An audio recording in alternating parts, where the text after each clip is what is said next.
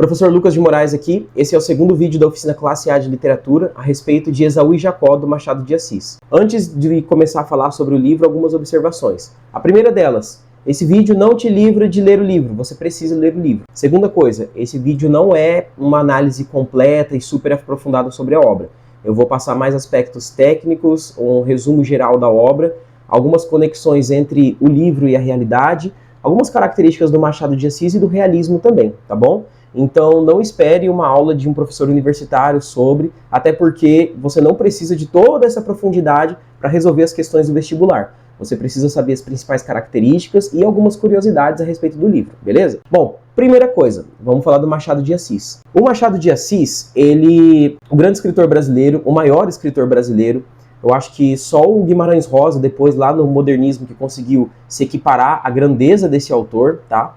Machado de Assis, ele nasceu em 1839, eu tô com uma colinha aqui, morreu em 1908, 4 anos depois, inclusive, de escrever Esaú e Jacó. Suas principais obras são Dom Casmurro, Memórias Póstumas de Brás Cubas, Quincas Borba, o próprio Esaú e Jacó. Ele era um grande contista, um grande romancista. Tem um trecho aqui que eu acho interessante mencionar, que ele diz: eu gosto de olhos que sorriem, de gestos que se desculpam, de toques que sabem conversar e de silêncios que se declaram. Machado de Assis, ele tem algumas características, né, que são particulares da obra dele. Em primeiro lugar, quando ele era mais jovem, que a gente chama de Machadinho carinhosamente, ele era mais romântico, então ele escrevia uma literatura mais sentimental, mais exagerada, e à medida que ele foi amadurecendo, literariamente e humanisticamente também, ele começou a tratar de questões mais profundas do ser humano e também de fazer análises políticas a respeito da época em que se encaixava. Os personagens dele são quase todos burgueses, ou são membros da corte, ou são pequenos e médios burgueses que vão fazer parte da elite carioca, tá? Quase tudo ali se passa no Rio de Janeiro. E tem uma aura de pessimismo que perpassa toda a sua obra. Tem um lance de achar que as coisas não vão dar certo, de não acreditar muito no futuro. Inclusive, ele atribui essa descrença a questões políticas, principalmente. Ele tem uma densidade psicológica muito grande toda vez que ele cria um romance. O Machado de Assis, ele é um realista que não segue todos os padrões do realismo. Eu vou falar um pouquinho sobre o realismo daqui a pouco. Eu vou mostrar como que o Machado de Assis subverte essas ideias, né? Os personagens dele têm grande profundidade psicológica, eles são tão profundos que você acredita que eles existiram de verdade. É muito interessante ver isso. Ele fala muito sobre a hipocrisia da sociedade, porque além de ser um romancista, o Machado ele também era um cronista. Então, na época em que ele estava vivo, ele escrevia para o jornal crônicas a respeito de tudo. Dos costumes da sociedade, do cara usar gravado, de qual sapato que estava usando, da vestimenta das pessoas. E ele atribuía isso geralmente a características sociais. As mulheres do livro dele, diferentemente das mulheres lá do romantismo, que elas eram meio tontas, e elas só eram assim, personagens sobre os quais os homens se debruçavam, né, e se apaixonavam por elas e tal. As mulheres do Machado de Assis não, elas vão ser mais fortes, elas vão ser mais temperamentais.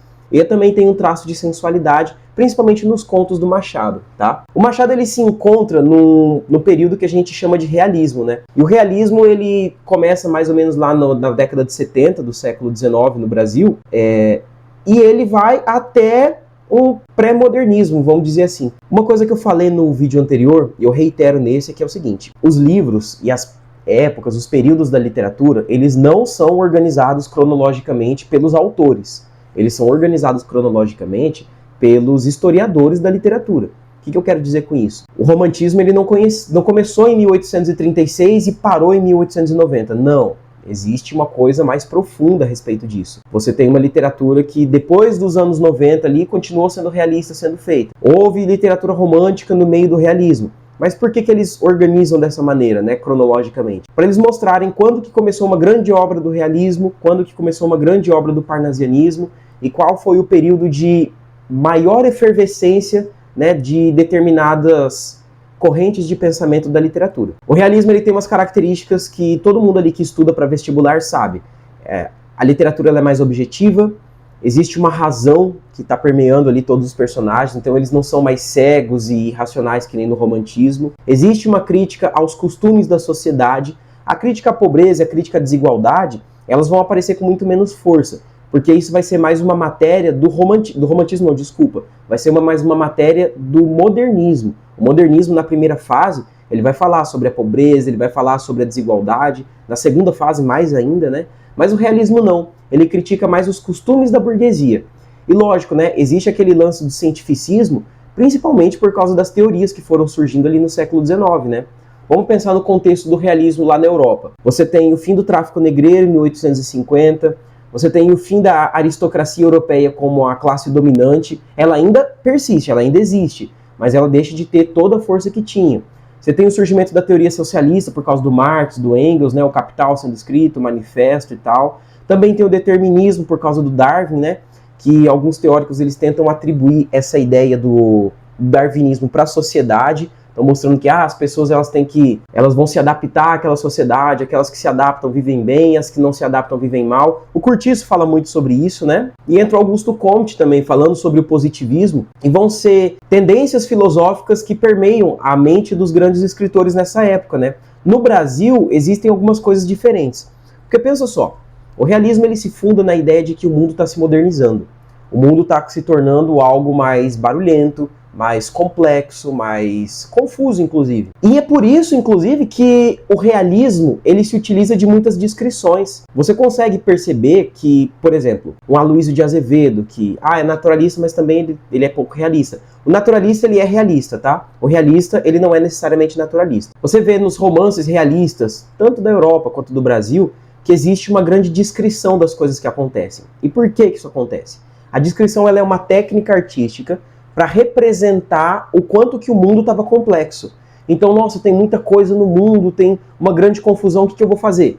Eu vou escrever um romance que detalhe tudo, para mostrar o quanto que essas coisas eram complexas, entendeu? Existe um grau de impessoalidade muito grande, porque se antes, no romantismo, era o narrador que definia quem é bom e quem é mal, e eu trago aqui como exemplo Frankenstein, uma obra que eu gosto de voltar muito a ela, que vai mostrar o lado bom é o lado do monstro, o lado ruim é o lado do Victor, né? Agora no realismo não acontece mais isso.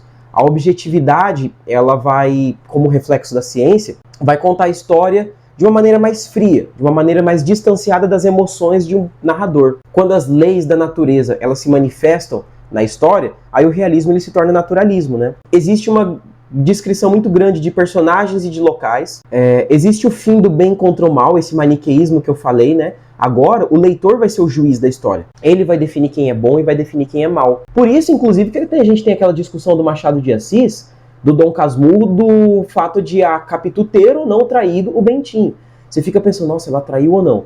Por que a gente entra nessa discussão até hoje? Pô, a gente entra nessa discussão porque o Machado de Assis deixou para o leitor descobrir se houve ou não, né, a traição. E o Machado de Assis ele põe o Brasil no mapa da literatura. Ele começa a mostrar uma literatura um pouco mais sofisticada do que vinha sendo feito antes, e mais sofisticada, inclusive, do que a própria Europa, tá? Porque você vai pensar, né? Machado de Assis ele já trocou cartas, por exemplo, com Eça de Queiroz. Se você não sabe quem que é o Eça de Queiroz ele é o cara que escreveu o Primo Basílio. O Primo Basílio é mais uma história do realismo europeu que fala de triângulo amoroso. Você vê o Gustave Flaubert, que é o cara que fundou o realismo, escrevendo sobre isso, com Madame Bovary. Você vê o Primo Basílio sendo escrito pelo Eça de Queiroz. Você vê romances do inglês lá do Stendhal falando sobre triângulo amoroso e por aí vai. Quando o Machado de Assis começa a escrever realismo, ele para e pensa, cara, eu posso fazer tudo isso que todo mundo tá fazendo.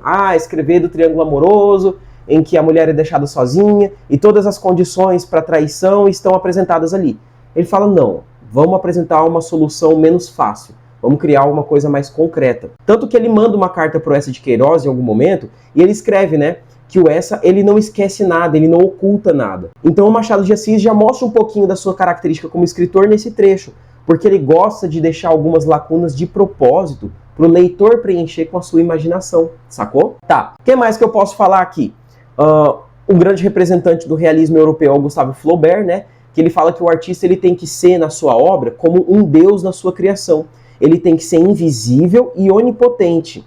Alguém que sentimos por toda parte, mas não vemos. E é curioso isso porque o Machado de Assis, ele deixa muitas coisas ocultas. Ele deixa muitas coisas sem serem ditas, justamente para você preencher com o que você acredita que pode ser preenchido. O discurso indireto livre, ele é muito valorizado. O que é o discurso indireto livre? O discurso direto é aquele que diz, vamos lá, ele olhou a esposa, aí abre parênteses, aliás, abre aspas. Ela parecia tão infeliz, pensou ele, quase doente, imaginou o que dizer. Então o discurso direto, ele mostra o que o personagem está dizendo diretamente, sem precisar de intermediação. Já no caso do discurso indireto, seria mais do jeito, ele olhou a esposa, pensou que ela parecia infeliz, quase doente. Ele imaginou o que ia dizer. Então tem um discurso sendo mediado por alguém. Geralmente é o narrador mediando o discurso de uma personagem. No caso do discurso indireto livre, não é isso que rola. Tem algo mais aprofundado. Você não consegue determinar quem que está falando, se é o narrador ou se é a personagem. Então ficaria mais ou menos, ele olhou a esposa. Ela estava tediosamente infeliz de novo, quase doente. Que raio diria ele? Gente, o narrador, ele não pode tomar partido do que está acontecendo. Se ele toma partido, ou ele está dentro da história, ou você não sabe se ele é o narrador ou é outra coisa, entendeu? Beleza. O realismo, então, em poucas palavras, ele trata muito da descrição dos personagens, ele fala sobre um olhar impessoal a respeito do que acontece, faz uma crítica aos costumes da burguesia, né? E deixa para o leitor decidir quem que é bom e quem que é ruim ali na história, certo? Onde que entra o Machado de Assis aí? Ele entra como subversor dessas regras. Em primeiro lugar, porque ele não detalha tanto o que acontece. O Machado, ele fala muito mais sobre as personagens do que sobre o ambiente. Outra coisa, a descrição que ele dá não é uma descrição física de personagens. Ele não vai falar sobre, fulano tá vestido assim, vestido assado. Às vezes ele fala, mas esse não é o foco. A descrição para ele, ela tem que ter um objetivo. Qual que é a finalidade? A finalidade vai ser descrever não a aparência, mas a personalidade de alguém, a ponto de esse indivíduo parecer real. Então ele vai descrever, por exemplo, as atitudes da personagem. Ele vai falar sobre o que ela pensa a respeito do mundo. E por aí vai. Agora a gente chegando aqui ao Esaú e Jacó. Bom, Esaú e Jacó é uma obra escrita em 1904. Em 1904 já estava rolando o pré-modernismo. Pré-modernismo não é uma corrente de literatura, não é uma escola literária, ela não foi organizada, ela não tem um manifesto. Ela é só um nome que a gente dá para aquilo que foi produzido entre 1901, que é quando o Euclides da Cunha começou a escrever Os Sertões, aliás, publicou Os Sertões, até 1922, que é quando rola a Semana de Arte Moderna, né? Que ela é iniciada pelo grupo dos 5 lá, pelo Oswald de Andrade, pelo Mário de Andrade, Anita Malfatti, Tarsila do Amaral, Menotti Del Pique, por aí vai. Então, veja bem, você tem um romance realista sendo publicado no começo do século XX. Já tem alguma coisa interessante para se tratar aí. Eu vi algumas análises falando que esse é um livro chato, comparado com Dom Casmurro, comparado com Memórias Póstumas. Eu discordo muito, na verdade.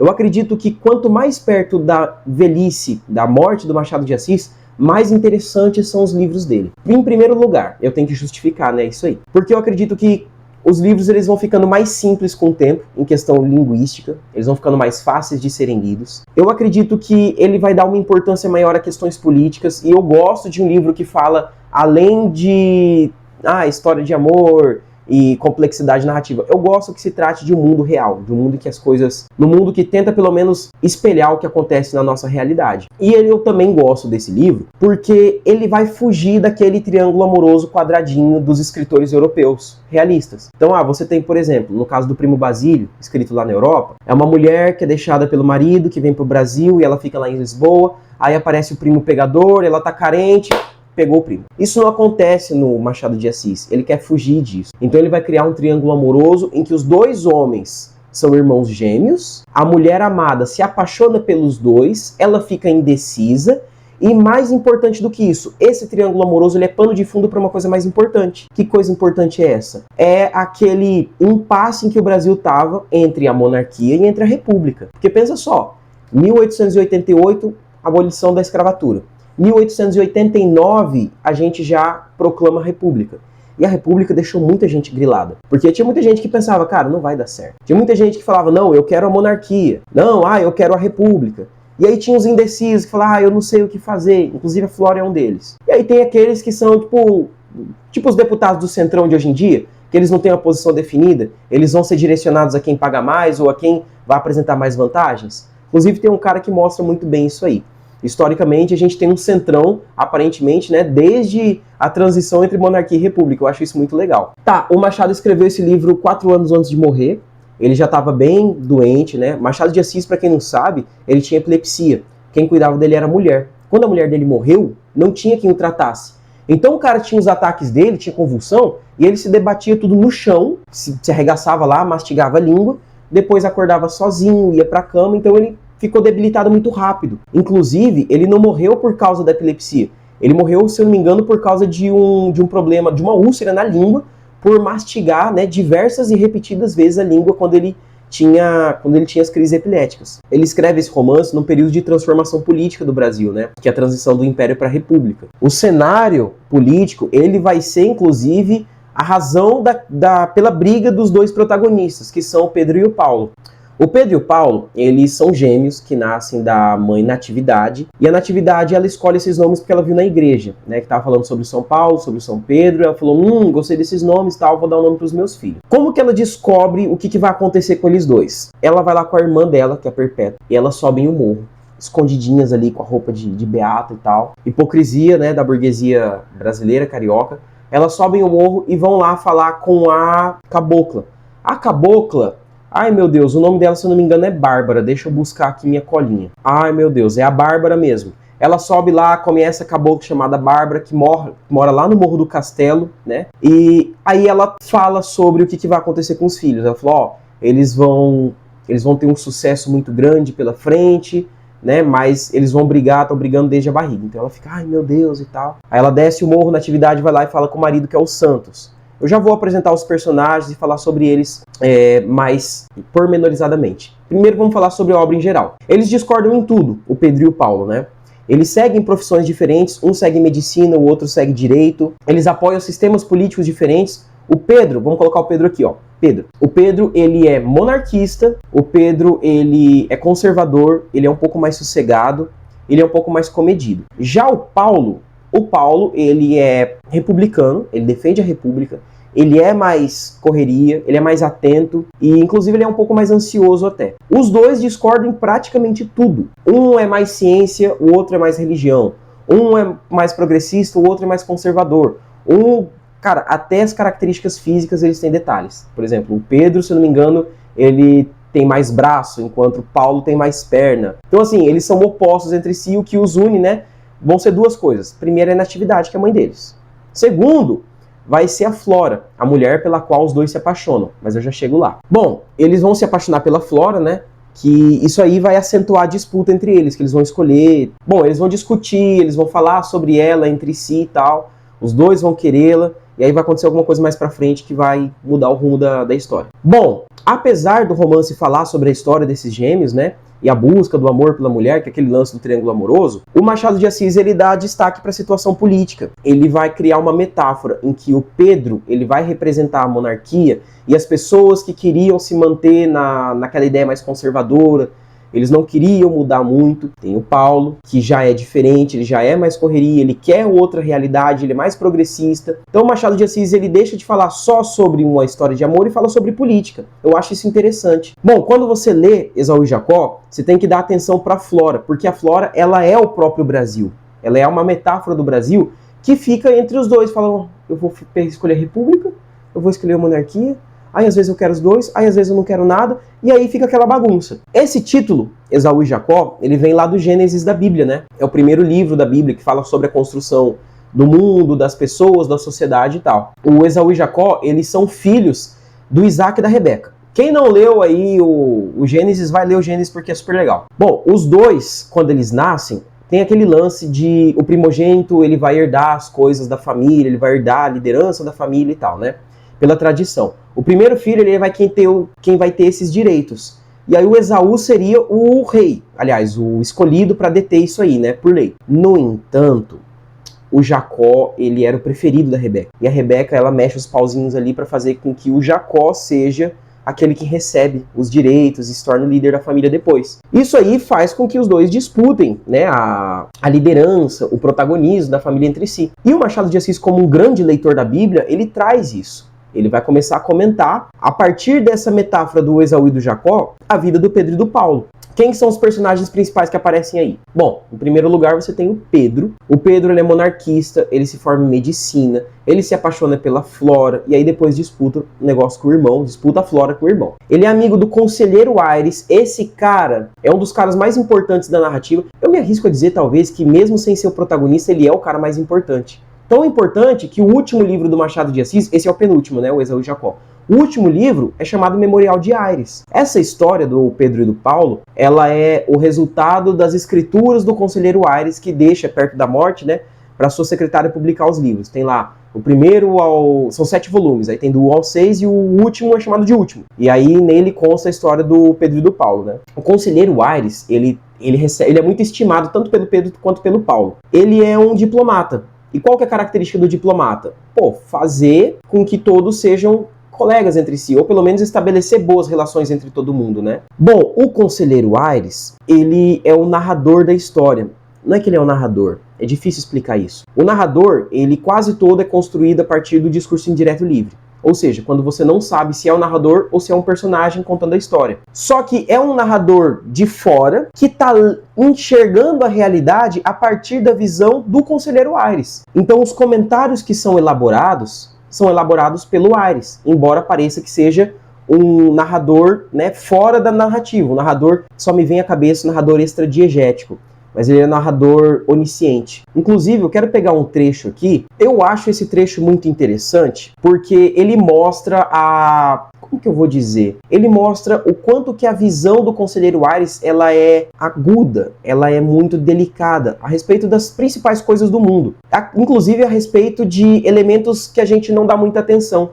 Tem uma cena muito interessante, eu vou ler aqui. Bom, foi o caso de uma carroça que estava parada ao pé da travessa de São Francisco, sem deixar passar um carro, e o carroceiro dava muita pancada no burro da carroça. Vulgar, embora, este espetáculo faz parar o nosso Aires, não menos conduído do asno do homem. A força despendida por este era grande, porque o asno ruminava se devia ou não sair do lugar, mas não obstante essa superioridade, apanhava que era o diabo. Já havia algumas pessoas paradas, mirando. 5 ou 6 minutos durou esta situação. Finalmente o burro preferiu a marcha à pancada. Tirou a carroça do lugar e foi andando. Agora, olha só que massa a visão do Aires a respeito do que está acontecendo aqui. Nos olhos redondos do animal, viu Aires uma expressão profunda de ironia e paciência. Pareceu-lhe um gesto largo do espírito invencível. Depois leu neles este monólogo. Anda, patrão, atule a carroça de carga para ganhar o capim de que me alimentas. Vive de pé no chão para comprar as minhas ferraduras. Nem por isso me impedirás que te chame um nome feio. Mas eu não te chamo nada. Ficas sendo sempre o meu querido patrão. Enquanto te esfalfas em ganhar a vida,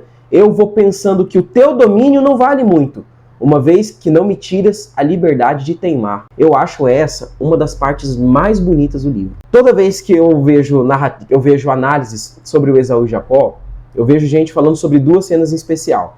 Primeiro é a cena do quadro, bem no comecinho do livro, em que o Pedro pega um quadro da monarquia, o Paulo pega um quadro do Robespierre, e aí os dois falam, eu prefiro a monarquia, eu prefiro a república. Aí eles colocam na cabeceira da cama e depois os dois brigam, quebram as duas. E depois tem uma cena em que o dono da vendinha, ele vai colocar uma fachada lá e aí ele não sabe se ele coloca a república, se ele coloca governo, se ele coloca monarquia.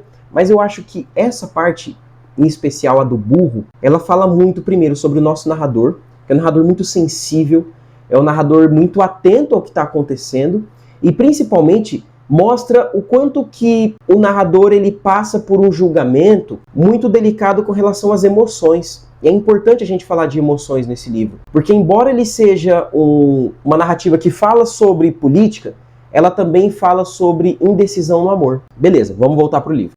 O Pedro, então, ele é um monarquista, o Paulo, ele é o irmão gêmeo do Pedro, ele é republicano e ele é formado em Direito. Do mesmo jeito do irmão, ele se apaixona pela Flora e disputa a Flora com ele. Ele sofre depois com um problema que ocorre ali, e ele também é amigo do conselheiro Aires, e no final, tanto Pedro quanto Paulo, eles são eleitos deputados, né, no final da narrativa. Só que os dois, eles rompem os laços. Embora os dois sejam deputados, um vai ser um deputado progressista, o outro vai ser um deputado mais conservador, né? No meio dessa história tá a Flora. E quem que é a Flora? A Flora, ela é uma jovem misteriosa, ela é ingênua, ela não gosta de sair pra bagunça. Tem uma hora que aparece um terceiro cara ali pra se tornar um pretendente da Flora. Ela nega, fala, não, eu não quero, eu tô de boa. Então ela é uma pessoa profunda. Eu gosto desses personagens que deixam sempre alguma coisa pra você ficar pescando. Ela tem um pouquinho de traço de Capitu, assim, eu fico pensando nisso, porque ela é inquieta ao mesmo tempo que não entrega toda a sua personalidade. Bom, ela é indecisa, ela não sabe por quem que ela vai escolher, se é o Pedro, se é o Paulo, né? Ela fica perturbada por causa disso, né? Ela é uma metáfora do próprio Brasil, que tá sem esperança entre esses jogos de classe, né? De interesse político. Tem a mãe do Pedro e do Paulo, que é a Natividade. A Natividade, ela é uma mulher forte, ela é uma mulher condescendente, ela viveu a vida inteira para os filhos, para os amigos, para a família. O conselheiro Aires era apaixonado pela Natividade, mas ela tesourou, ela não curtiu não quis, né? Ela tentou estabelecer a paz entre os filhos todos os momentos. É legal porque esse livro, os dois, eles vivem saindo na porrada. E os dois ficam sangrando, os dois ficam arregaçados, direto assim. E ela fica, não pode, vocês têm que ser amigos, vocês têm que, né, criar uma unidade ali, nunca dá certo. Deixa eu ver se tem mais alguma coisa. Bom, ela sempre sonha com a grandiosidade dos filhos, porque a cabocla lá atrás, né, a adivinha, ela previu aquilo que ia rolar. Depois tem o conselheiro Aires, sobre o qual eu já falei um pouquinho. O conselheiro Aires, ele é conselheiro do Império, ele é diplomata, tá? Bom, ele é um homem que já viajou o mundo inteiro, então ele conhece muito sobre o mundo, sobre as coisas, sobre a verdade. Ele é um diplomata experiente. Ele é muito respeitado por todos os amigos. Eu não gosto muito de uma característica do conselheiro Aires, é que ele fica em cima do muro, cara. Por ser um diplomata, ele não toma partido muito nas coisas. Então, quando ele entra numa roda de conversa, ele busca dar a opinião que agrada a todo mundo. E eu detesto esse tipo de gente, que dá a opinião que vai agradar a todo mundo. Ah, não, o cara ali, ele é a favor dos conservadores? Não, então eu vou falar a favor dos conservadores. Ah, aquele cara ali tá falando a favor dos liberais? Não, aqui eu vou falar a favor dos liberais. Então era sempre um negócio meio sem vergonha, sabe? Mas lógico, existe uma explicação para isso. Ele é aquele elo que vai tentar fazer com que os divergentes, né, possam se opor. O que mais que a gente tem aqui? Bom, ele é um cara refinado, ele é um cara discreto, ele é um solteirão, tá? Não é casado. E ele é cético quanto às mudanças da sociedade. No meio da história você tem personagens que são são secundários, mas também são importantes para a narrativa. Exemplo disso é o Santos. O Santos, ele é o pai do Pedro e do Paulo, é o marido da Natividade. Ele é um homem humilde, mas é um homem inteligente. Ele fez fortuna com picaretagem. Ele se tornou banqueiro. Ele tem uma fé meio duvidosa, e no final ele se converte ao espiritismo, porque muito se fala a respeito das religiões que não são apenas assim, catolicismo e o protestantismo. Existem outras coisas que aparecem, tanto que aparece a cabocla, aparece ali um espírita depois, né? Tem o Batista. O Batista, ele vai ser o pai da Flora. Ele é marido da Dona Cláudia, que inclusive é a mãe da Flora. Esse cara é um safado, ele é o político do centrão. Ele é oportunista, ele não tem opinião firme e ele só vai ser a favor de quem o der mais vantagens, né? Inclusive, ele é facilmente influenciável, é o famoso trouxa. Ele se considera conservador, mas à medida que a história progride, ele deixa de ser conservador e ele passa a se aliar aos liberais depois, né? Ele não consegue voltar à política depois de muito tempo, porque ele sofre com a derrubada ali por causa da mudança entre a monarquia e a república, né? Tem a Dona Cláudia. Dona Cláudia, ela é a mãe da Flora, ela é a mulher do Batista, ela é superficial, ela é interesseira, ela é fútil, ela não é muito interessante. Ela tá sempre levando o marido pra jogar pra política, pra poder se beneficiar disso, né? Enfim, eu acho interessante a Dona Cláudia, eu acho interessante o Machado de Assis criar a Dona Cláudia, porque ela é como se fosse a protagonista dos romances realistas europeus depois de envelhecer. Porque vamos lá, vamos pegar, por exemplo, a personagem principal do Primo Basílio, de Esaú Jacó. Ela é isso aí, ela é uma moça que vive de ler romances, o marido dela tem dinheiro, ela só quer uma vida boa, ela só quer sossego, e aí aparece o primo pegador, ela pega o primo, aí depois ela se arrepende. Ela é uma pessoa vazia, ela não tem grandes desejos, ela não tem um sentido pra vida, ela não entende o seu papel no mundo, sabe? Eu acredito que seja uma crítica do Machado de Assis a essas donzelas sem graças do romance francês europeu, tá? Francês europeu, o romance realista europeu. Bom, falando sobre o Esaú e Jacó, ele é narrado em terceira pessoa, tá? Pelo conselheiro. Ou vai ser isso, você cair no vestibular, ou se aparecer lá uma alternativa, ou você vai falar que o romance ele é narrado em terceira pessoa pelo conselheiro, ou você vai ver que existe um narrador onisciente que narra pelos olhos do conselheiro. Porque eu acho estranho, essa narração ela é muito sofisticada. Ao mesmo tempo que parece ter um narrador fora da história, você percebe que é uma visão muito sofisticada e que é muito parecida com a do conselheiro, a respeito do que ele vê. Tipo aquela cena do burro lá atrás. Tá, a gente vê a Natividade, que dá a grávida dos filhos gêmeos, né?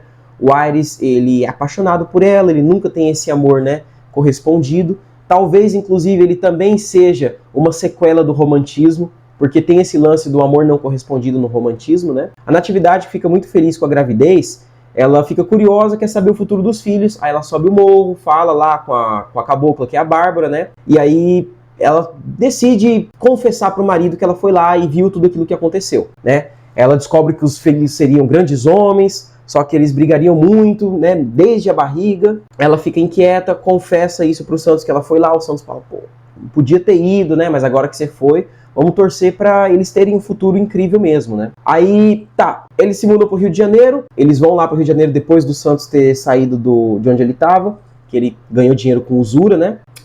A Natividade, ela também teve origem humilde, ela é descrita como uma mulher muito bonita para a idade dela e tal. O Santos, ele resolve procurar o mestre espírita, que é o Plácido, para... O que ele vai fazer lá? Ele vai fazer perguntas sobre as previsões da cabocla. E aí, pô, o Plácido fala, pelo que ela falou ali, pode ser que seja verdade isso aí, cara. Bom, aí a Natividade, ela tem irmã, que é a Perpétua, que sobe com ela lá pra ver o morro, e ela é responsável por escolher os nomes, e ela vai chamar de Pedro e Paulo por causa daquele lance lá da igreja que eu falei. Que elas vão lá na igreja e falam, ai, Pedro e Paulo, nomes bonitos, nomes bíblicos e por aí vai. Bom, o Pedro vai ser o jovem conservador, ele é dissimulado, ele é falso, tá? Dissimulado é um nome bonito para falso, enquanto o Paulo, ele é mais impulsivo.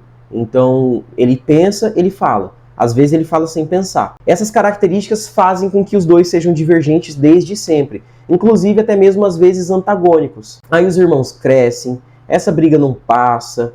Aí eles se tornam adultos e aí a temática principal vai ser a política. A política vai ser a principal discussão a respeito do que está acontecendo. Até porque, pelo amor de Deus, vamos lá. Livro escrito em 1904, deve ter demorado um monte de tempo ali para o Machado escrever. Naquela época não tinha internet, não tinha um meio de divulgação das notícias que fosse rápido, que nem a televisão é hoje.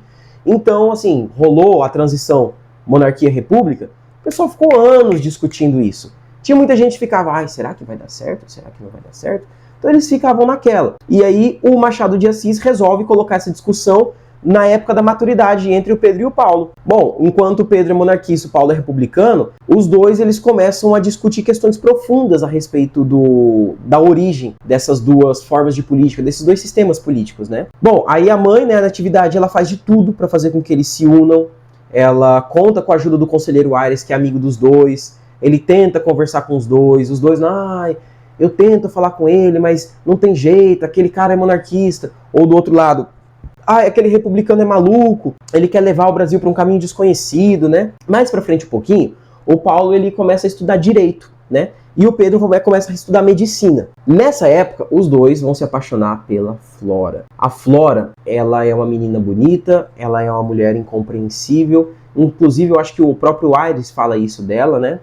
Acho que ele chama ela de inexplicável em vez de incompreensível, é alguma coisa assim. Bom, ela era modesta, ela era rica, mas ela não tinha, assim, ela não gostava de festa, ela não tinha grandes ambições na vida. Então ela era uma pessoa que o conselheiro Aires olhava e falava, cara, ela tem a faca e o queijo na mão para se tornar uma grande representante pública ali, uma grande pessoa, um grande ser humano, mas ela só quer ficar de boa. Tem alguma coisa acontecendo. Bom, tem uma reviravoltazinha ali, porque enquanto a Flora está sendo desejada pelos dois e está trocando ideia com os dois, às vezes ela gosta do Pedro, às vezes ela gosta do Paulo, às vezes ela gosta dos dois, às vezes ela não gosta de ninguém, da mesma forma que o Brasil estava nessa de escolher entre um dos dois. No momento, o Batista ele é chamado para ser presidente de uma provínciazinha. E aí, a Flora não queria que isso acontecesse, porque ela ia ficar longe dos irmãos. Ela pede para o Aires falar. Ela também conhece o Aires. Ela pede pro Aires falar com o pai, fala, por favor, se tem alguém que pode falar, é você. E o Aires fala, cara, e é um dos poucos momentos que ele toma partido. Ele fala, bicho, se o seu pai for chamado para ser presidente de uma província, eu não vou lá falar pro seu pai não aceitar. Eu vou lá ser a favor. Então, se você estiver me chamando para ir lá, eu vou lá apoiar seu pai, hein? Que é o que rola. Ele chega lá e começa a argumentar, falou, não, eu acho que você tem que aceitar. E aí o Batista morrendo de medo, tremendo tremendo com medo de não conseguir lidar, com não conseguir dar conta, né? A notícia deixa a Flora desesperada, porque ela vai ter que se separar dos dois irmãos, ela vai ter que ficar distante, né? Inclusive, em alguns momentos, a Natividade ela fica preocupada com aquilo, ela sugere, pô, será que não seria melhor uma terceira pessoa para a Flora, né, esquecer os dois, escolher uma pessoa que não vai ter tanto problema? Com a proclamação da República, a Flora, ela decide ficar na cidade e ela vai morar com a Rita, que é a irmã do Aires, né? E aí com isso, ela quer ter mais um tempo para decidir, ela quer ter um tempo para respirar, para escolher entre esses dois amores, né? Enquanto isso, a briga entre os dois começa a intensificar, eles vão ficando mais agressivos um com o outro. Nesse meio tempo, cara, a Flora não consegue se decidir. E ela fica doente, ela começa a passar mal, fala, ai meu Deus, o que vai ser da minha vida, o que vai ser do mundo? Não consigo decidir entre esses dois. Ela começa a piorar. Enquanto isso, os dois continuam brigando, tretando, eles não decidem entre si. E aí, a Flora, ela, debilitada, manda os dois aparecerem lá. E ela pede para que os dois se tornem amigos antes da morte. E aí ela morre. Quando ela morre, cara, os dois vão visitá-la, só que escondidos, né? Eles não vão juntos. Aí, por exemplo, um tá lá no túmulo, aí o outro vê de longe, assim, no túmulo. Ah, ele foi lá, aquele sem vergonha, né? Enfim, eles conseguem manter uma certa amizade por um tempo, mas efêmero tal qual o orvalho que fica na manhã. Dura muito pouco tempo, eles voltam a tretar. E aí eles...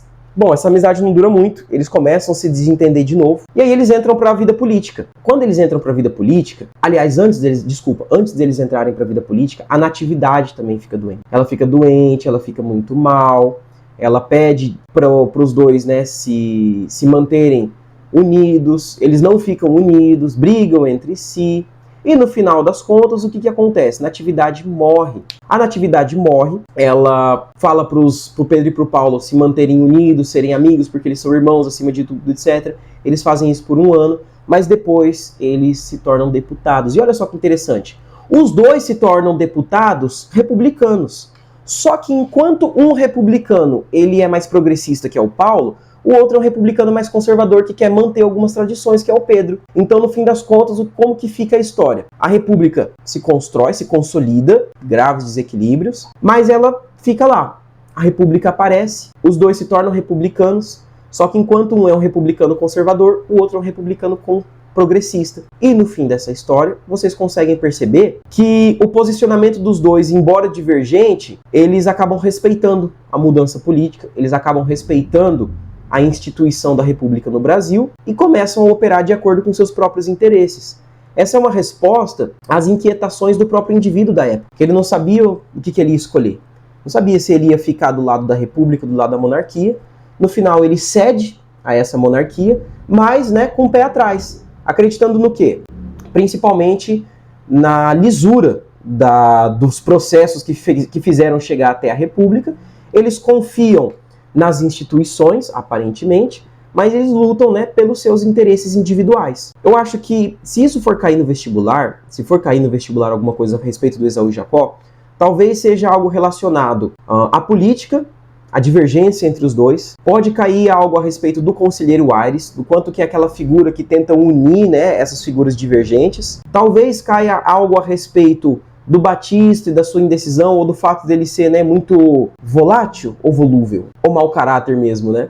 Eu não sei. Eu sei que o Batista ele se vende, né, apenas para satisfazer os seus interesses pessoais. Enquanto isso, a sociedade brasileira, a sociedade carioca, aquela pequena burguesia, ela começa a se preparar para a chegada desses novos anos que são a República, e depois você vai ter o último romance, que é o Memorial de Aires, em que esse personagem se aprofunda mais e fala sobre as suas inquietações a respeito do mundo. Gente, eu acho que para fazer um resumão geral, assim, não tem muito mais coisa. Um resumo superficial ele vai tratar disso. Agora, claro, vocês podem pegar as várias conotações que aparecem relacionadas à mitologia, as várias conotações que aparecem relacionadas à religião, principalmente a Bíblia.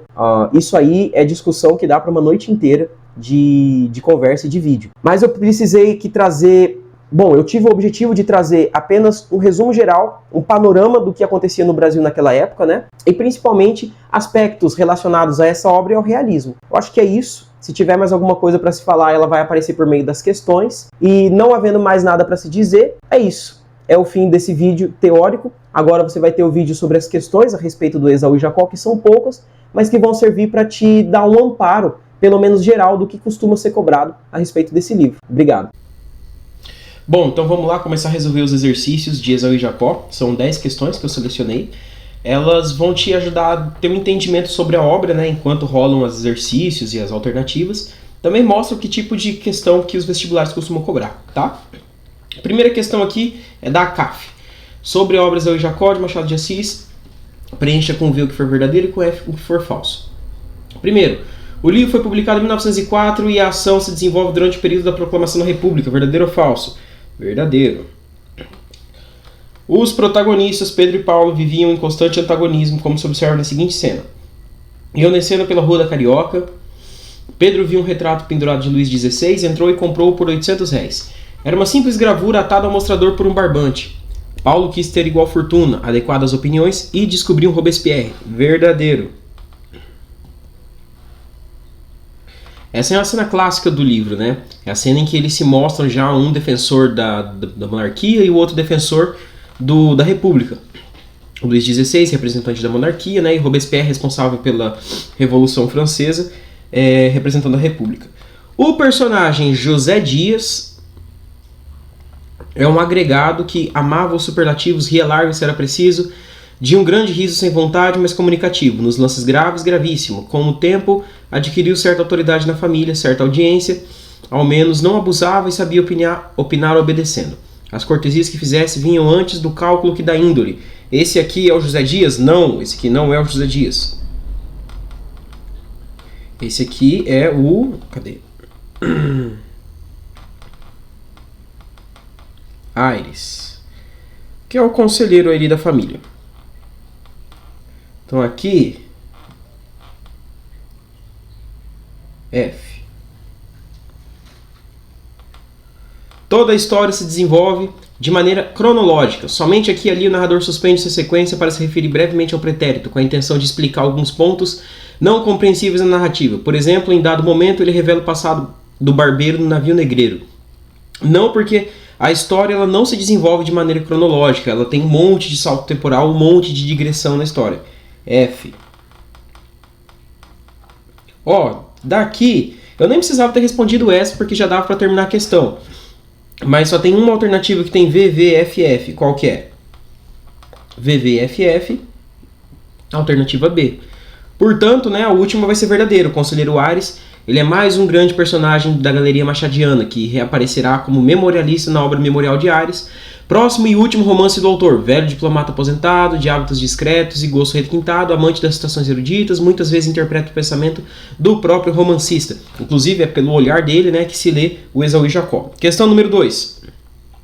Machado de Assis é autor de textos consagrados na tradição literária brasileira.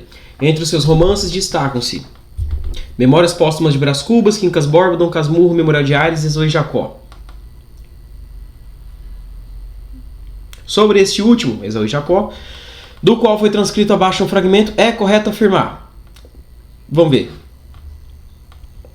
As alternativas. Tem como personagens centrais Esaú e Jacó, dois irmãos que mantêm uma relação de competição durante toda a narrativa, na vida política e na vida amorosa. Vou te dar uma dica. Você viu que eu não li o texto? Não é para ler o texto direto. O título remete à história bíblica de Esaú e Jacó, duas personagens que têm uma convivência tensa e conflituosa, como ocorre no romance e na relação entre os irmãos Pedro e Paulo, personagens centrais. C. Narra a história de Paulo, que ao longo do romance busca descobrir se sua esposa, Capitu, foi de fato infiel, traindo com seu melhor amigo Escobar. D. É narrado em primeira pessoa por Jacó, irmão de Esaú, após a sua morte, daí o epíteto de autor defunto, uma vez que esse se tornou escritor após falecer. E. Tem como personagens centrais Pedro e Paulo, dois irmãos que lutam pelo amor da mesma mulher, Marcela, uma prostituta muito famosa naquela época. Cara, você nem precisa ler o texto, se você viu o resumo, você já sabe que a resposta só pode ser letra B. A primeira, tem como personagens centrais Esaú e Jacó? Não. A história remete a Esaú e Jacó, que é a história bíblica, não tem nada a ver. O nome deles é Pedro e Paulo. Esse texto aqui, esse trecho, todos esperavam, vamos ler, né, não custa nada, menos os dois gêmeos e nem por seu espanto grande foi menor o amor. Entende-se isso sem ser preciso insistir, assim como se entende que a mãe desse aos dois filhos aquele pão inteiro. A mãe desse, desculpa. Assim como se entende que a mãe desse aos dois filhos aquele pão inteiro dividido do poeta. Eu acrescento que o pai fazia a mesma coisa. Viveu os primeiros anos a contemplar os meninos, a compará-los, a medi-los, a pesá-los. Tinham o mesmo peso e cresciam por igual medida. A mudança ia se fazendo por um só teor. O rosto comprido, cabelos castanhos, dedos finos e tais que, cruzados os da mão direita com os da mão esquerda do outro, não se podia saber quem era de duas pessoas. Viriam a ter gênio diferente, mas por ora eram os mesmos estranhões. Começaram a sorrir no mesmo dia. O mesmo dia os viu batizar. Então é um texto que, se você for uma pessoa que sabe resolver exercício de vestibular, olha só um tanto de tempo que você teria economizado, não apenas para ler, mas para voltar ao texto, a tentar entender as alternativas. Se você já sabe que o título remete à história do Esaú e Jacó, não precisa ver o texto. Por que as outras estão erradas? Narra a história de Paulo, que andou no romance busca descobrir se a sua esposa Capitu. Isso aqui é um romance Dom Casmurro. É narrado em primeira pessoa por Jacó. Errado.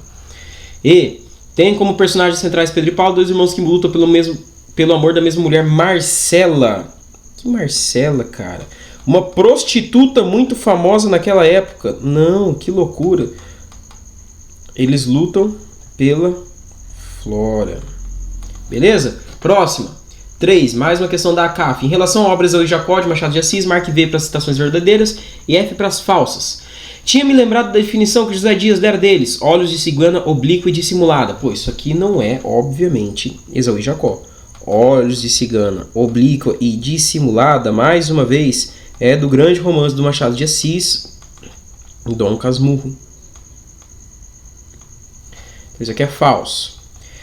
Confeitaria do Custódio. Muita gente certamente não lhe conhecia a casa por outra designação. Um nome, o próprio nome do dono. Não tinha significação política ou figuração histórica, ódio nem amor, nada que chamasse a atenção dos dois regimes.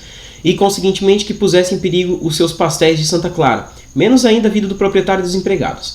Por que é que não adotava esse alvitre? Gastava alguma coisa com a troca de uma palavra por outra? Custódio em vez de império? Mas as revoluções trazem sempre despesas. Isso é, bom, primeiro, verdadeiro. Isso é uma cena muito importante do livro em que ele fica tentando decidir como que vai ser o nome da fachada. Se vai ser Confeitaria Império, se vai ser Confeitaria República, se vai ser Confeitaria Governo. Mas o Aires ele não concorda com nenhuma delas. Ele fala que se for monarquia, aliás, se chamar Império, isso vai ofender os republicanos. Se chamar República, vai ofender os monarcas. E se chamar Governo, vai ofender os que não concordam com o governo. Por aí vai. Próxima. Bom, vamos ver uma coisa. FV... Tá, você está entre duas aqui, né? Você está entre A, você está entre C. Então você já descarta B e já descarta D. É só decidir se a próxima então é verdadeira ou falsa, né? Vamos lá. Aires quis aquietar-lhe o coração, nada se mudaria. O regime sim era possível, mas também se muda de roupa sem trocar de pele. O comércio é preciso, os bancos são indispensáveis. No sábado, ou quando muito na segunda-feira, tudo voltaria ao que era na véspera, menos a Constituição. Isso aqui é mais um trecho de Esaú e Jacó, né? Isso aqui está acontecendo por quê? Porque tem uma hora em que o Aires está tentando explicar para outro personagem o que está acontecendo, que não tem mais monarquia, agora é república, e aí todo mundo está com medo da república ficar desequilibrada e por aí vai. Portanto, FVV. Então o gabarito aqui é o quê? Letra C. Fechou? Bora, próximo. 4. Sobre o romance de Machado de Assis, Esaú e Jacó, assinale a alternativa correta. Pedro estudou Direito em São Paulo. Errado. Pedro estudou MED. Corta para próximo. Paulo estudou Medicina. Errado. Paulo estudou Direito. C. A ação do romance decorre em plena época da proclamação da República e expressa o pensamento do autor sobre a realidade. Bom, se você considerar que ele tenta se manter, né, imparcial a todos os momentos e fazer só uma leitura do que o povo está pensando, sim, tá certo. Gabarito aqui é a letra D. Aliás, letra C. Na D, a ação do romance decorre do período da chegada da família real portuguesa ao Brasil e expressa o que o autor observa. Tá um pouquinho adiantado, né? Família real demora um pouquinho. 5. PUC de Campinas. Se há muito riso quando o partido sobe, na verdade, vamos para o comando da questão. Aqui.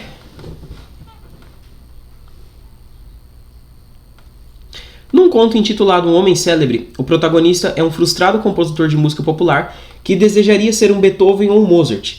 Várias de suas polcas levam títulos que constituem referências ao sobe e desce dos partidos políticos. Com isso, o narrador machadiano sugere que o compositor e o político da época têm em comum.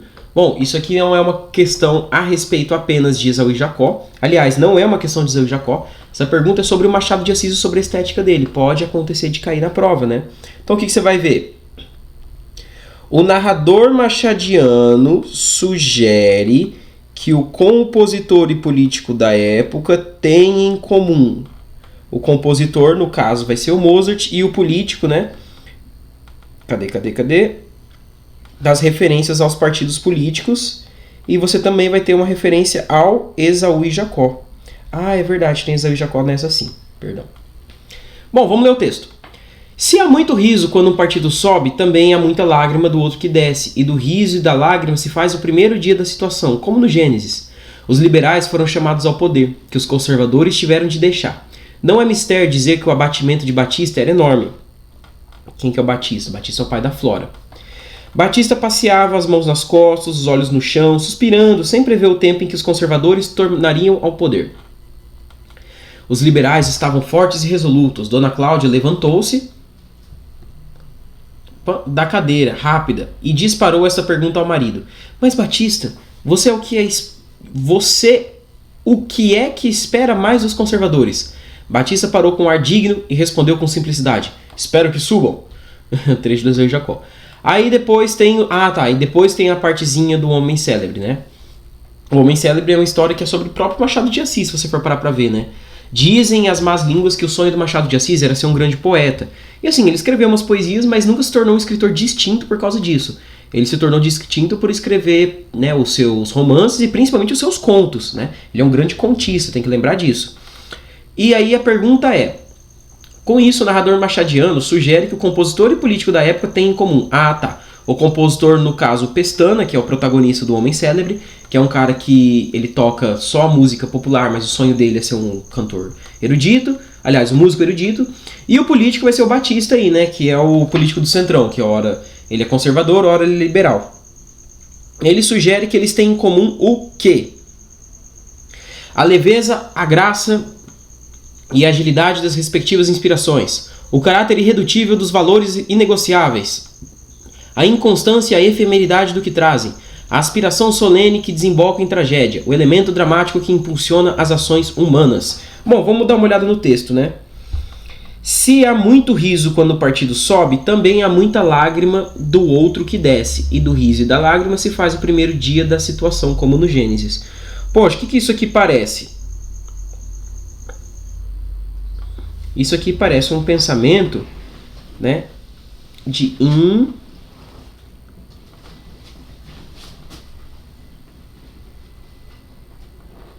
inconstância. Sobe, desce, riso, choro, né? Vamos ver o que mais. Não é mistério dizer que o abatimento de Batista era enorme. Ele passeava, as mãos nas costas, os olhos no chão, suspirando, sem prever o tempo em que os conservadores tornariam ao poder. Os liberais estavam fortes e resolutos.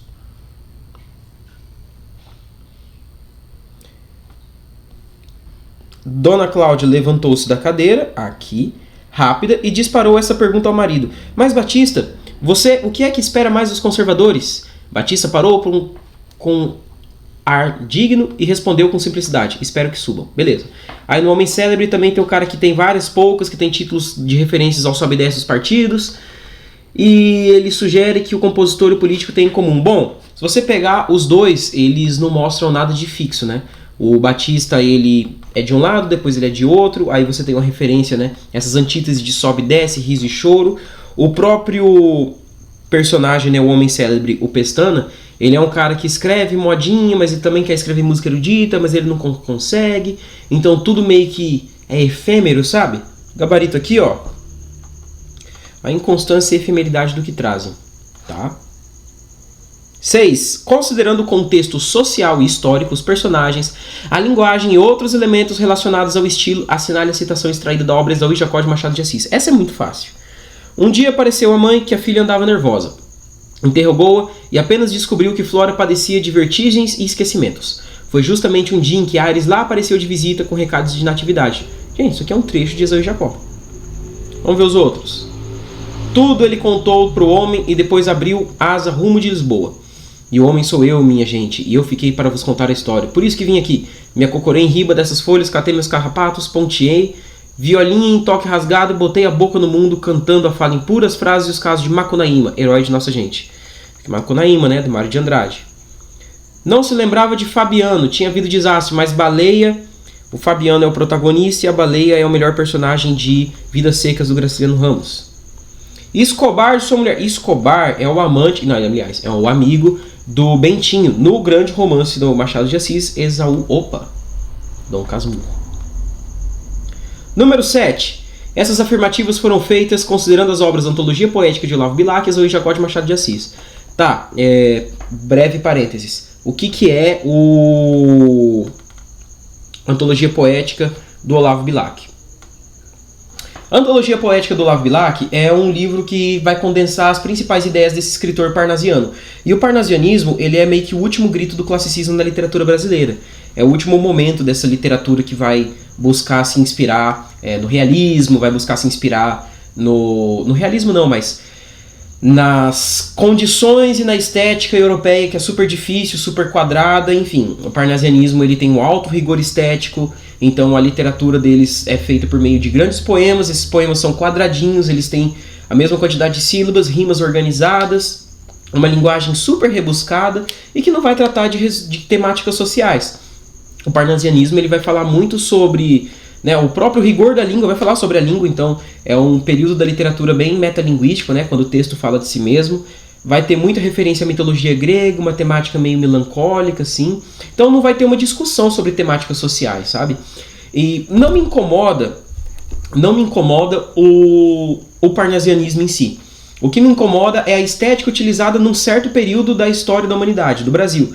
Porque o Brasil estava passando por desequilíbrios muito complicados e os escritores acharam de bom tom escrever sobre amores fugidios e fazer brincadeira com a mitologia em vez de falar dos problemas do Brasil, Por isso que eu acho, inclusive, que o modernismo é mais importante do que o parnasianismo. Enfim, chega de tagarelar, vamos voltar aqui para a questão. Esaú e Jacó é um romance realista e sua narração é digressiva, afasta-se por uns instantes da linha narrativa básica, e também metalinguística, onde o narrador personagem... Narrativa metalinguística não é um lugar, para você chamar de onde. Acho que seria melhor colocar em que. O narrador personagem comenta o próprio método compositivo. Bom, sim, Esaú e Jacó é um romance realista, a narração é digressiva, então ela faz saltos temporais. E também metalinguística porque é o texto falando de si mesmo. Ah, mas por que é metalinguístico? Porque a história é um dos memoriais do Aires. Lembra que eu falei lá? Que ele tinha 7 volumes de um memorial e o 7º volume chamava o último. E esse último volume é o Esaú e Jacó, beleza? Então tá certo aqui. Segunda, na obra Antologia Poética é possível analisar que a poesia não se aprofunda em uma visão de vida, mas com sentimentos postos em rimas. Ela soa musical aos ouvidos quando falada e possui um rico vocabulário. Bilac exaltou a arte fria contra o transe e a emotividade. Valorizou o trabalho formal e o culto ao estilo. Ou é exatamente o que é o parnasianismo, É o culto ao estilo, contra a emotividade, até porque você não pode ficar triste pelo Brasil estar com 80% da população analfabeta, E a população que era escravizada agora está sendo relegada ao ostracismo. Mas tudo bem, vamos falar de referência à mitologia grega. Tudo bem, tá certo, tá certo. O caráter e a psicologia complexa das personagens na obra de Machado de Assis evidenciam certas características do nosso psiquismo, como o amor, o ciúme, o jogo da verdade e da mentira, as oscilações entre o bem e o mal, que nos aproximam como seres humanos, apesar da época em que foi escrita. 100% Machado de Assis. Machado de Assis ele é muito bom porque ele supera os rótulos do realismo. Ele supera aquela estética quadrada, aquela estética sem graça. Inclusive ele zoa muito os leitores de realismo quando ele escreve Esaú e Jacó, por exemplo. Gabarito aqui, 1, 2 e 3 estão corretas. Questão número 8 da Federal do Rio Grande do Sul. Assinale a alternativa que preenche corretamente as lacunas do enunciado abaixo, na ordem que aparecem. A concepção do leitor referida no romance Esaú e Jacó corresponde a que só se interessa e que por isso, as digressões do narrador, que por sua vez, essa concepção de leitor. Poxa vida, quais são as alternativas? Realismo, no qual se destaca a ironia que consagra o autor, se alia, respeita. Uma mulher, pelo triângulo amoroso entre Pedro, Paulo e Flora, se alia, respeita. Uma mulher, pelas carreiras políticas de Pedro e Paulo, respeita. O homem, pelas carreiras políticas de Pedro e Paulo, se alia e ironiza. Uma mulher, pelo triângulo amoroso entre Pedro, Paulo e Flora, resiste e ironiza. É o seguinte, o Machado de Assis, ele sempre tinha isso, e não é em um romance só, de se referir a uma leitora, uma mulher. Geralmente uma mulher da pequena burguesia carioca. Por quê? Porque ele zoava. Por que eu acabei de falar que o Machado de Assis ele subverte as regras do próprio gênero que ele escreve? Porque o realismo era feito na Europa para ser lido por senhorinhas que liam romances sobre amores proibidos e depois iam tomar chazinho. E o Machado de Assis queria superar isso, ele queria escrever uma coisa mais importante, né? Ele queria tratar de uma literatura que falasse não apenas dessas questões amorosas, né? Uma vez que para a Europa, tipo, o máximo que tinha do absurdo era o triângulo amoroso, sexo a três. E o Machado de Assis, ele tenta violar isso quando ele coloca questões políticas no meio. Não estou dizendo que os outros romances não tivessem isso, mas o do Machado de Assis fica bem mais escancarado, né? Então vamos lá para as questões. Aí ele colocava a mulher como um interlocutor do seu romance, porque as mulheres estavam acostumadas a ler um romance Água com Açúcar. E aí ele colocava referência à mitologia grega, à Bíblia, um monte de coisa, para confundir essa leitora virtual. Então, a concepção de leitor referida no romance Esaú e Jacó corresponde a uma mulher que só se interessa pelo triângulo amoroso entre Pedro, Paulo e Flora. Então, eu não acredito que tem triângulo nisso. Boa. Vamos lá. Triângulo, bom, não era o jeito que eu queria. Olha lá, tem um triângulo e tem um coração. Um triângulo amoroso. E que por isso, agora é o seguinte. Ele se alia às digressões do narrador.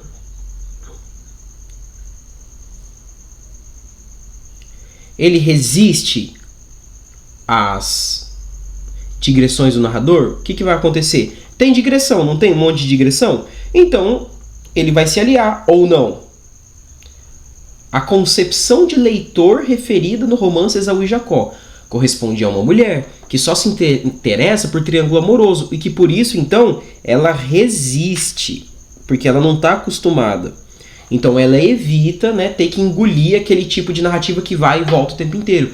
Ela quer uma narrativa Água com Açúcar que tem começo, meio e fim certinho. Resiste às digressões do narrador que, por sua vez, ele respeita ou ele ironiza essa concepção de leitor. Ele ironiza. E a ironia, né, é uma marca registrada no Machado. A gente precisa achar, então, a resposta que tem uma mulher, triângulo amoroso, resiste, ironiza. Vamos lá. Realismo não tem. Uma mulher, triângulo amoroso, se alia. Errou. Uma mulher, beleza, pelas carreiras políticas Pedro Paulo, resiste. Agora, ela respeita ou ironiza a concepção de leitor? Aliás, ele ironiza, então tá errado. É um homem? Não, é uma mulher. É uma mulher? É o triângulo amoroso? Ele resiste? Ele ironiza? Gabarito a letra E. Beleza? Então você tem que entender o quê? Tem uma leitora que o Machado de Assis imagina que seja quem busca os livros dele. É uma pessoa que só se interessa pela parte mais superficial da história. Por causa disso, ela resiste a esse tipo de narrativa que vai e volta, que é uma coisa mais complexa, uma coisa mais sofisticada. E isso aí é um tipo de leitor que o Machado de Assis está ironizando, que ele não quer esse tipo de leitor. Ele é um escritor sério de leitores sérios, entendeu? Agora vamos para a penúltima questão. Considere as seguintes afirmações sobre Esaú e Jacó do Machado de Assis. Pedro e Paulo, os filhos gêmeos do casal, odeiam-se desde o ventre materno. O fato insinuado pela cabocla do Morro do Castelo, percebido por sua mãe na atividade, o que caracteriza uma disposição hereditária que alinha o romance com a tendência naturalista e determinista. Tem alguns problemas. O Esaú e Jacó não é determinista, porque ele não fala nada sobre se adaptar. Isso é mais coisa do Curtiço, da Luiz de Azevedo, né? Outra coisa, não tem essa disposição hereditária aqui que alinha o romance com tendência naturalista. Então é errado isso aqui.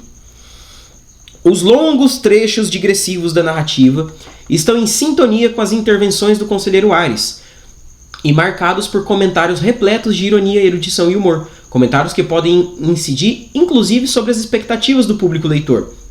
Como fica claro no capítulo 27 de Uma Reflexão Intempestiva. O capítulo 27, será que a gente faz isso? Será que a gente vai lá? Não, a gente não vai não. Você vai procurar na internet porque dá pra baixar de graça esse livro. Agora eu preciso te dizer, tá certo ou tá errado? Bom, tá certo. Agora eu já entreguei pra você, porque é o seguinte. Esses trechos digressivos, eles sim estão em sintonia com as intervenções do conselheiro Aires, porque toda vez que ele lembra de uma coisa, ele volta, tá? Toda vez que ele lembra de alguma coisa importante, pá, ele faz um passeio pro passado.